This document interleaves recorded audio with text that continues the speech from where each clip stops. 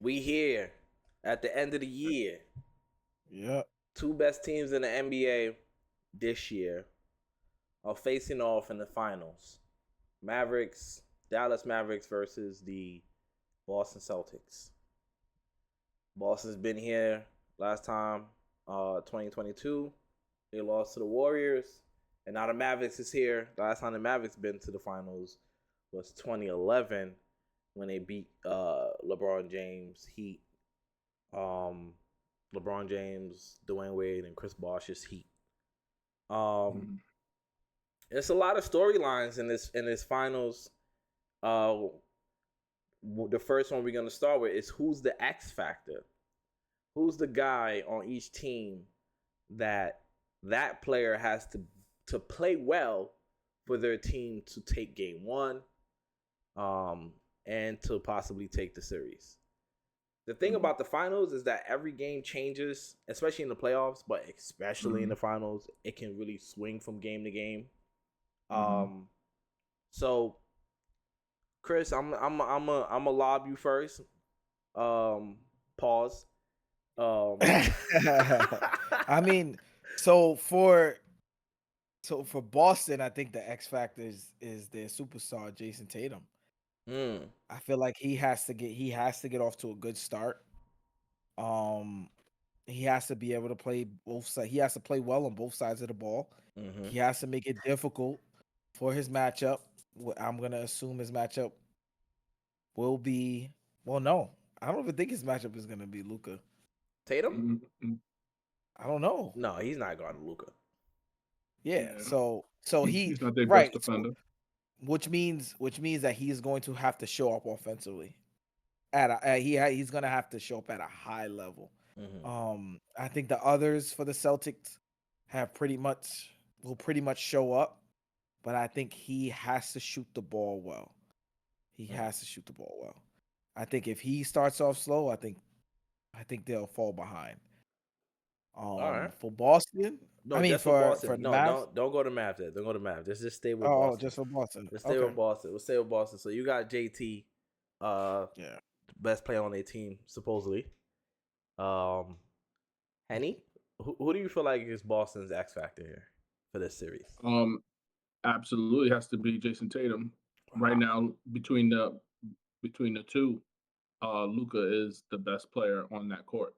And if Boston wants to really take over this game, Jason Tatum has to be the best player on that court himself. He's in the prime position to be the best player on that court. He has all the skill, the attributes, everything you need, and a great team around him to be the best player. He has to take over, especially in the last 2 minutes of the fourth quarter. He needs to be the best player, and he has to be the X factor of that team. I'm gonna go with Derek White. I feel like Derek White is the X factor. I feel like Boston doesn't need Jason Tatum to be great to win any series in these playoffs. And I'm not just saying that because they cruise to the finals.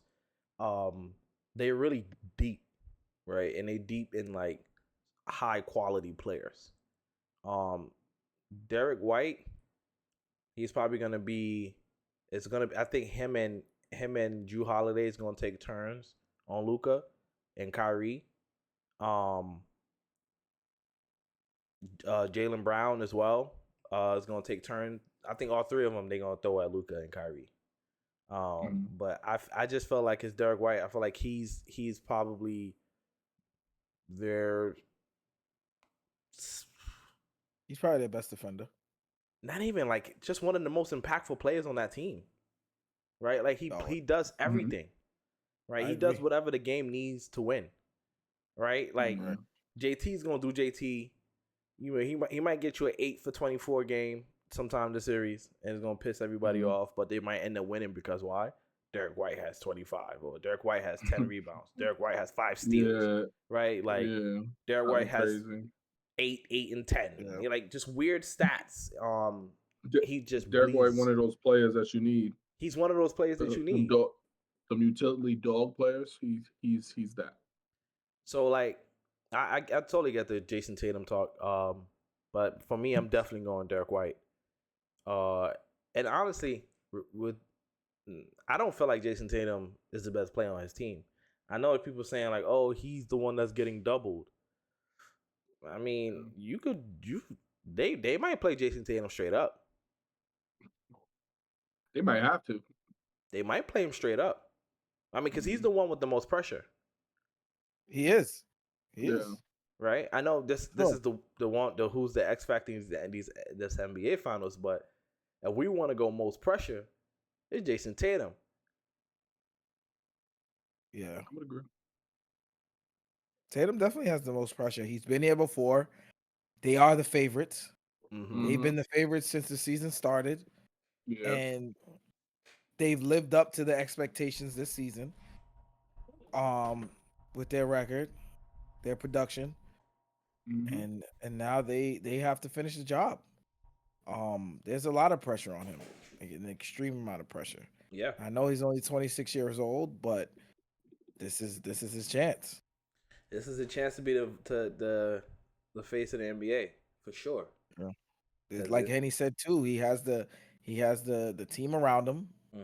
They have every piece. Like they have size, they have depth, they have defenders, playmakers. At every position. So this is, and Porzingis is locked in for game 1.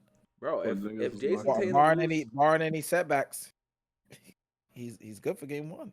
If Jason Tatum lose, people don't want to say it, but if Jason Tatum lose, they gotta really think about making some changes in Beantown, because you're under the impression that you need Jason Tatum to win the championship. You still haven't won. He's been there, going on 7 years, 8 years. How long? Interesting narrative. So I mean, if they don't win this year, I'll run it back. They don't win next year, he gotta go, because it doesn't make sense to have this big payroll, $200-300 million players. For what? For nothing. For what?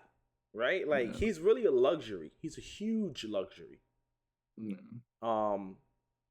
But nah, I'm not. I'm getting a little ahead of myself. But I like I said to you guys some time ago, months ago.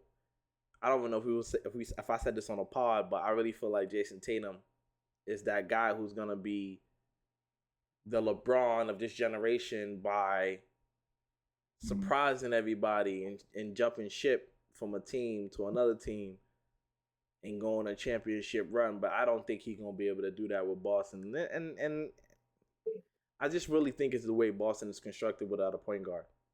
If they're not able to win here. You took the words right out of my mouth. So I've been saying this for what, three I'm years? saying Jason but Tatum. they have a point guard though. I mean, like a floor general who's won a championship. Yeah, but Drew's a defensive wizard, right? He's not a floor general. So when I say a point guard, that's what I mean. I mean the archetype. I'm not saying like not a good one. The archetype of a floor general is what I'm saying. But Milwaukee won without a floor general. They won. I'm talking about Jason Tatum though. I'm not saying like in general to win a championship. That's not what I'm saying. You're saying that's what he needs? Exactly. I think Jason Tatum doesn't need to be the initiator. He needs to be the finisher. He needs somebody to set him up and put him in the spots. Because it's too many times where he doesn't touch the ball in the fourth. That's ridiculous. He doesn't hit his shots in the fourth. He's out of position in the fourth.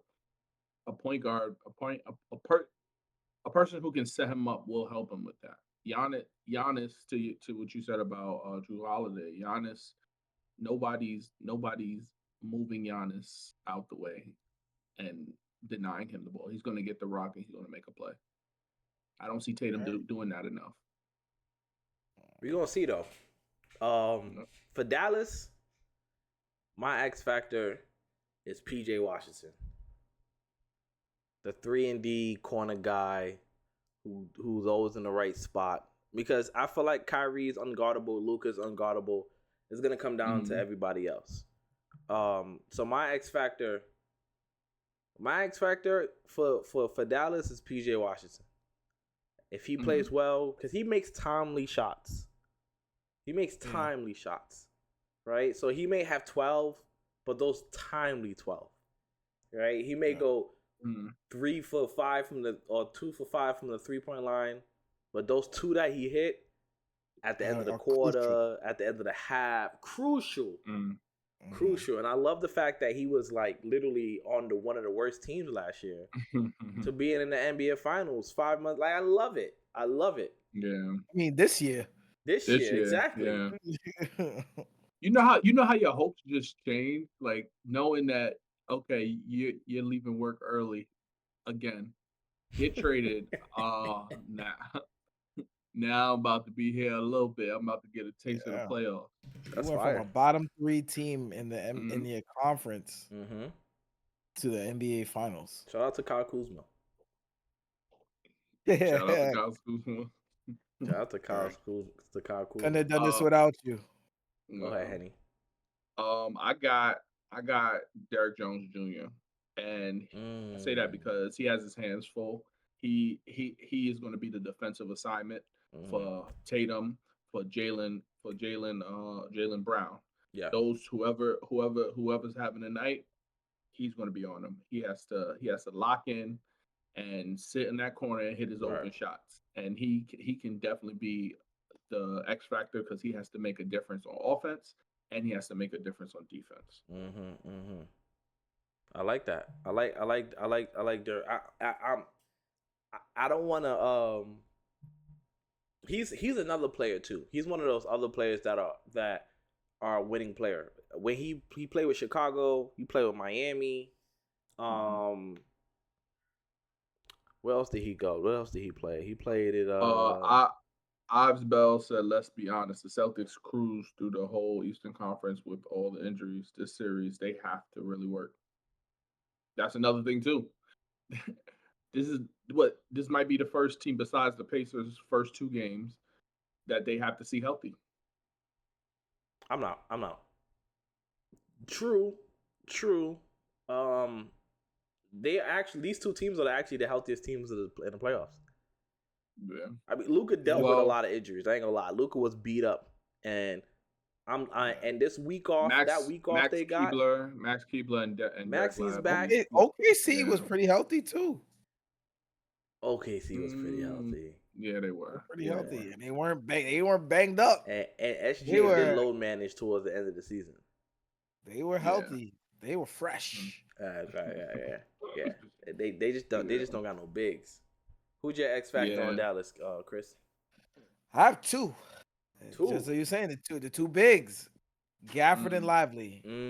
I just think as effective as they can be, as engaged as they can be, and you know that Luka is going to get them engaged, but I think with Gafford's finishing, high efficient finishing abilities, if he could get their bigs in foul trouble, they don't have much depth at that position after those 2. You know, with Porzingis and Horford. So you'll take that combo over Porzingis and Horford, Lively and Gafford? I don't know. That's what I'm saying. I'm saying if they could outplay their bigs, I think they could. I think Dallas has an even better chance because again, like you said earlier, you know what you're gonna get from Kyrie and Luka. Yeah. Right. Yeah. We already know they're unstoppable. 2 of the most skilled, or probably the most skilled players in the NBA. Yeah. Right now. Right. So it's gonna come down. I feel like, and then you're gonna have your matchups, right? So those 2 are basically battling 4 guys. So I feel like Luka and Kyrie are battling White, Brown, Tatum, and Holiday. They're battling those 4. Right. So then I feel like it comes down to those bigs, Horford and Porzingis, Lively and Gafford. I feel like it's gonna come down, and PJ. You could throw PJ in there too. It's gonna come down to those guys outplaying them. Again with the others. So let me ask you a question. They're gonna have to outplay their bigs. How Kristaps Porzingis coming back, right? He's coming back. It's gonna be hard. I don't think it's gonna be an easy thing to do. What is it gonna? What is his like? How good is he gonna be? What how good does Right. Porzingis have to be percentage wise, health wise for the Boston Celtics to win the series? He has to rim protect and he has to knock down threes.